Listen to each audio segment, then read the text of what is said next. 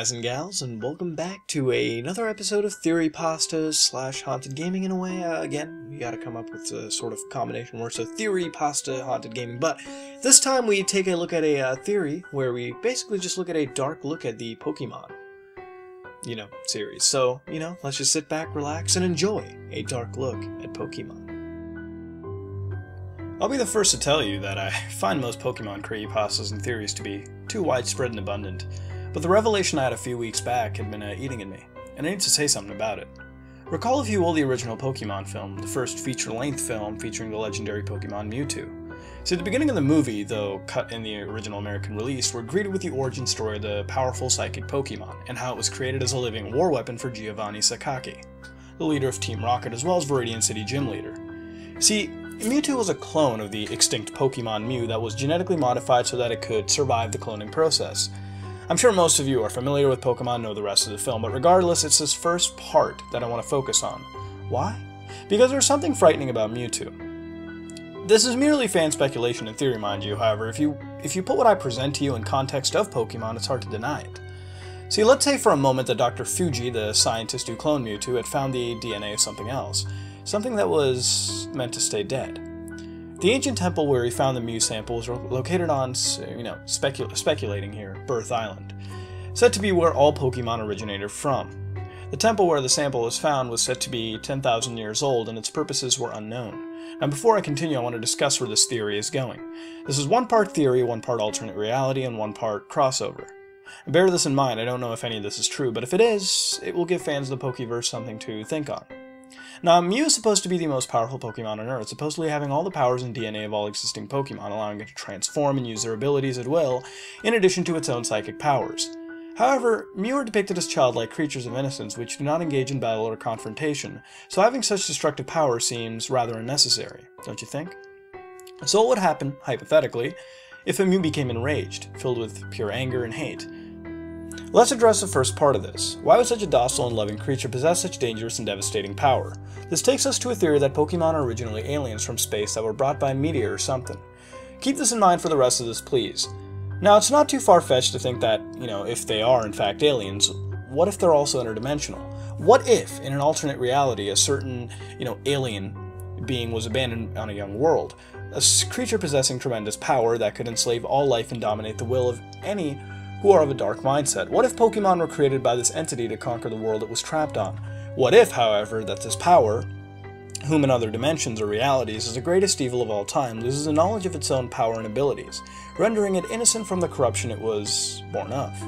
What if Gygus was a Pokemon Mew? Only pure of all its evil, though. Gygus. How does an earthbound, mother villain play into this? It's Pokemon, right? I know, but stay with me. What if when Gygus was an infant in this Pokeverse reality, he created Pokemon in his own DNA to originally conquer the world, but at some point lost knowledge of his origins and purpose? Gygus would be innocent and would have no knowledge of the dark and evil powers at his command, rendering him basically the most powerful plushie. He would create other versions of himself, but none of them would possess the power he once had. But what if somewhere, deep within the genetic code of Gygus, there remained the memory, the limitless and terrible psychic power which fueled him in his conquests on other realities? What would happen if that section of genetic makeup was enhanced, tampered with? Now let's return to Mewtwo. Mewtwo was created as the ultimate weapon, a means to dominate Pokemon as well as be unequal to any Pokemon alive. Giovanni wanted the power of Mew, but with a programmable nature like that of a machine, so he funded Dr. Fuji's team to find, clone, and enhance Mew into the ultimate force he could. What if Dr. Fuji, while examining and extracting DNA, discovers a genetic anomaly in the code sequence, one that doesn't match in any database? What if he begins to probe into this strange sequence and discovers somehow on accident that when exposed to telekinetic waves, the anomaly spreads through more of the DNA strands, replicating and growing? Through this, Dr. Fuji discovers that as this anomaly enhances, the DNA becomes more viable and better suited for cloning and genetic replication.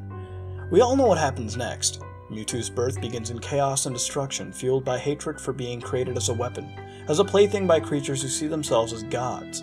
He despises humans, despises how cheap they disregard life, and how his creation is nothing more than fame and profit to them.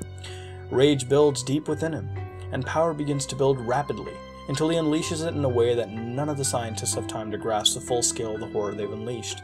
The laboratory is destroyed, all the scientists along with their data are annihilated, and Mewtwo is taken in by Giovanni to be trained. We know this part. So where does this idea that Gygus is actually Mewtwo? Well, let's take a look at the original sprites for both beings. Take a close look at these sprites, these two. Notice something? An eerie similarity? Gygus, shown on the left, is encased in a pod to allow his power and body to grow. Mewtwo, shown on the right, was inside of a similar pod while being cloned.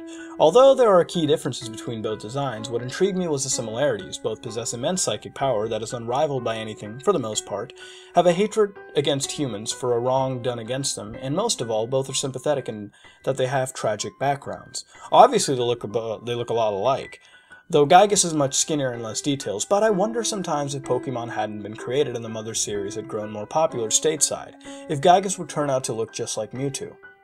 This theory is a tad crackpot, and yes, there are a lot of points of detail I probably missed, but bear in mind, this is something that I feel can be discussed and examined more and more, giving life to whole vistas of theories regarding Pokemon, Earthbound, and so much more.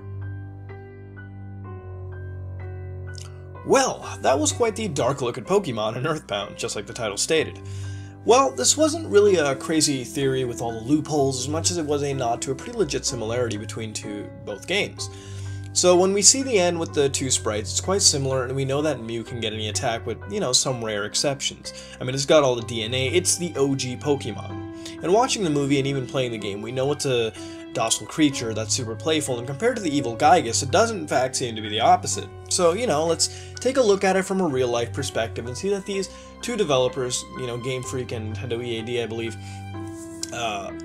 both games are first-party developers for Nintendo, so it makes sense that they gotta talk to each other. It's like two first-party devs at Sony or Microsoft. I mean, there is talking between each other. Maybe some don't talk as much to some developers, but there is a collaboration in a sense going on. And it makes sense that these two groups may have shared some ideas in the RPG division.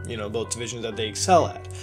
I mean, I really feel that this theory has the validity, and some of it could be true, but I mean, there has to be some correlation between developers. I mean, it's not out of the stretch to think about it. I mean, is it a stretch in some ways? Yeah, it is. But it seems pretty legit to me. And these theories, it is imperative that I do ask all of you what you think about it. So let me know in the comments below.